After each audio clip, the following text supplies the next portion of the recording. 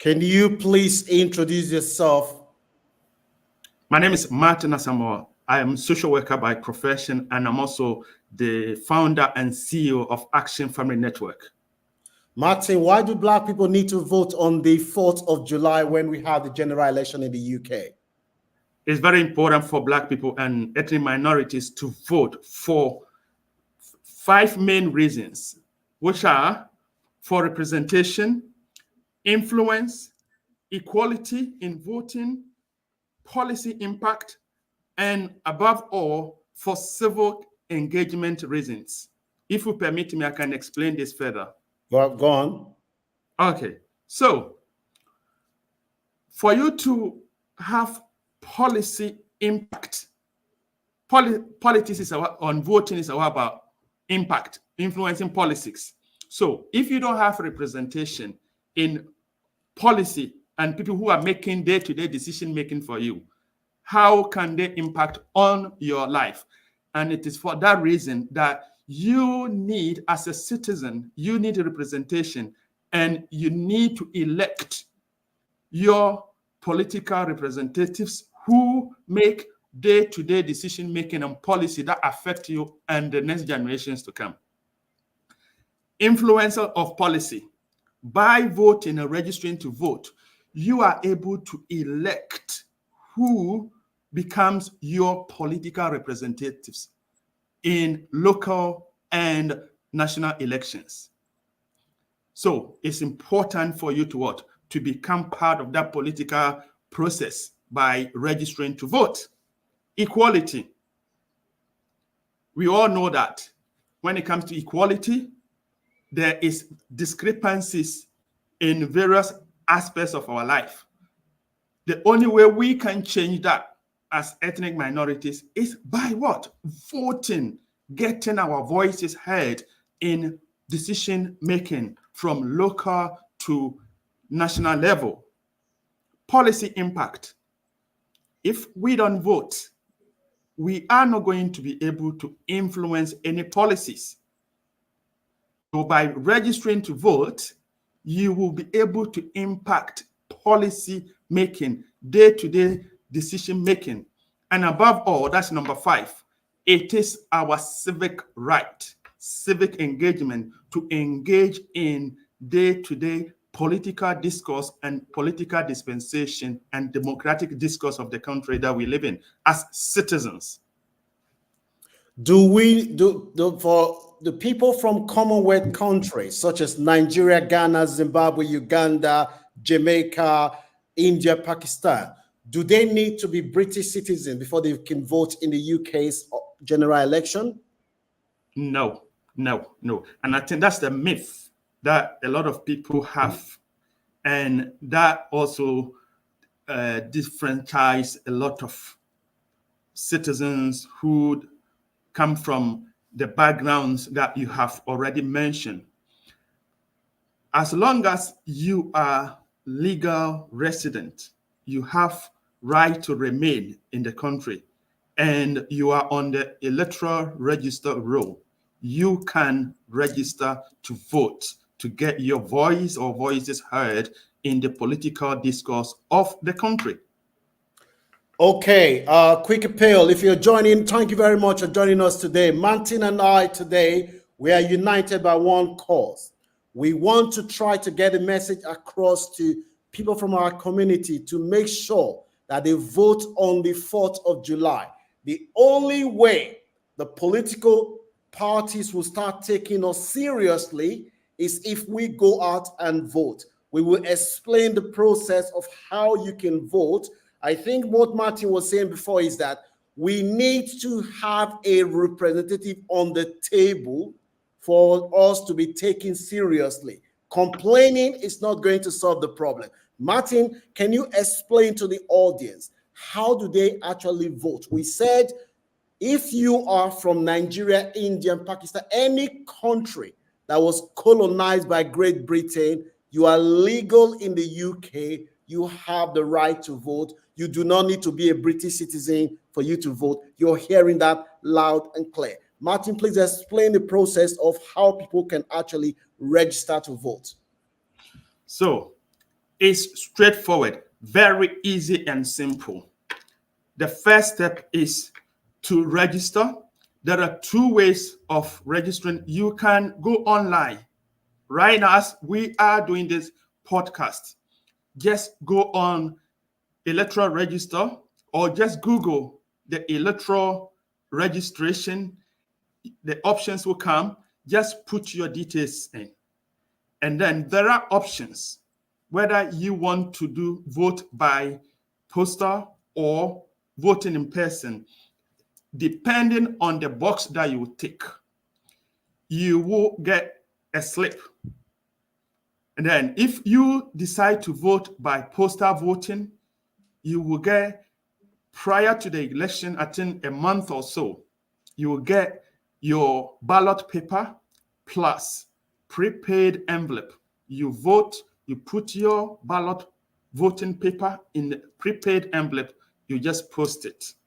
If you choose to vote in person, please make sure you know where the postal station is.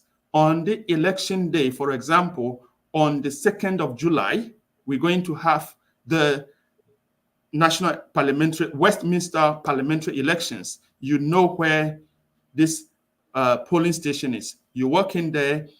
The polling station normally closes at 10 o'clock, but obviously you do not want to wait till 10 o'clock. Otherwise, maybe you get there and then you may not be able to vote. It's simple as that. If by maybe you are struggling or you don't know how to do this, there are several digital or internet hotspots in your local area where you live. Find out, get somebody, or go to the local library, for example, if you have one. Somebody will help you, guide you through to register and vote. It's your sacred responsibility and duty to vote.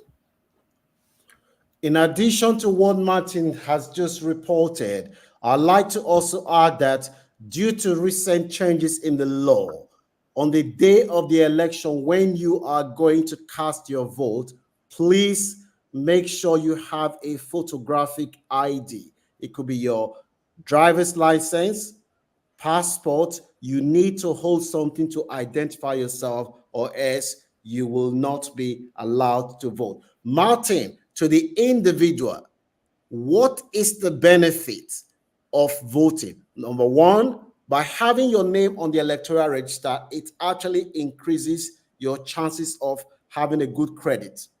That is one. What are the other benefits to the individual?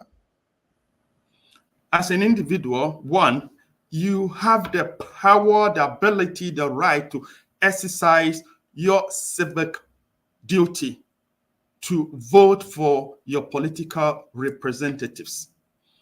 Secondly, you have the right to choose who makes day-to-day decision-making for you. How does that impact you? If you are not part of that political dispensation, let me give you one typical example. This is not a political statement, but let's look at the last 10 years of the Tory government, the current Conservative government, for example. Since they came to power. Sorry, Martin, I would rather we not go into politics. Let's just say the benefit of voting, whether this government is right or wrong, that is not. I'm not saying that it's right, but it just to elaborate it a little bit. It's about politicians of the both two main parties. Their policies are always geared towards their voting bloc. So, for example, Conservatives' policies favors older generation because they tend to vote Conservatives, whereas Labour's policies tend to be more friendly towards the younger generation. Yeah. Right. That's the point I'm trying to make. So if we are younger generation, because the Conservatives know that they're not going to get more vote from that voting bloc, they will make policies that are favorable to the older generation. So that's the point I'm trying to make. I'm not trying to be political here. I agree. I told you we're trying to be. I agree. Hey, if you're seeing value for this content, please kindly share this video with your family and friend. We need to get the message across.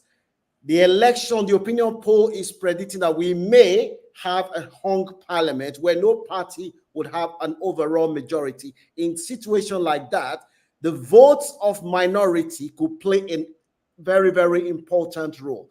Martin and I, we come from two opposite political spectrum, but we are united on this, that we need to get people from minority to vote. We're not telling you who to vote for. Just go and vote. Make sure your voice is heard. That is how you are going to be impacting on the quality of health, education, housing, employment, things that immigration, your life, immigration, things that impact on your life day to day. So what is at stake in this election is so high that you cannot ignore. It takes less than 30 seconds to register online. So you have no excuse not to vote. Martin, so to people from minority community, what do you think is stopping them from voting? And what can we do to break down those barriers? I think lack of awareness may be part of it. For example, a lot of people that I speak to do not think that they have right to vote because they think they are not British citizens. And that's a myth. You can vote as long as you are legally resident in the UK and you're from Commonwealth background, Commonwealth countries, Nigeria, Ghana, Zimbabwe, India, you can vote, or any of the Caribbean countries, former colonies from the Caribbean, you can vote. Okay, sorry, what is the last question, the last part of your question? The last part is the barriers. Okay, so the barriers is what I've already explained, okay? And to break that, what we need to do is to speak to our friends, our relatives, our grandparents. Let's have this conversation at home, yeah? At barber shops, everywhere, to encourage each other to vote. As you rightly said earlier, there is a lot at stake. Decisions that are going to be made in the next parliament about immigration, health, education, these are decisions that are going to affect us, our children, our grandchildren, our friends. So if our voices are not heard, people who are going to make these decisions, we are not part of the decision making. We haven't taken part in who we elect to make these decisions. How are we going to impact in decision making? So, in a nutshell, it's extremely important that we as minority people from minority background take active part in the democratic dispensation of the country by registering to vote. It doesn't matter which political party you vote for. That's not what we are here for. I wish I can say, oh, vote for this particular party, but I'm not allowed to do that. What we are saying is that please get engaged, get politically engaged in the political process by registering to vote, educate. This is a special message to all the community leaders, the faith leaders, the pastors, the community faith, and all the leaders. Encourage your people to vote. They can do so by, first of all, getting their names on the electoral roll. That's the first process. Thank you, Chief. So before 1976 in Great Britain, it wasn't illegal to advertise a house for rent and say no blacks, no Irish, no dogs. It took the intervention of the then Labour government with the push from the grassroots that led to that policy being consigned to the dustbin of history, which led to the passage of the Race Relations Act. Now, if you are still sitting on the fence, say, oh, why should I vote? The people that came before you, if they folded their hands and do nothing, today, you will not be enjoying some of the things you're enjoying today. So the question is, what are you going to do to make life better for those that will come after you. That is why you have no excuse not to vote, because the stakes are so high. You cannot be complaining about immigration, health, education, unemployment without you doing your own part. We all have a part to play. Martin, before we round up this podcast, is there anything that you think that our people need to be aware of? And before you answer that question, please kindly share this video to anyone that you know is in the UK who is entitled to vote, and please encourage them to also share and go out and register to vote. 30 seconds, that is what it takes to register. Martin, over to you. Thank you.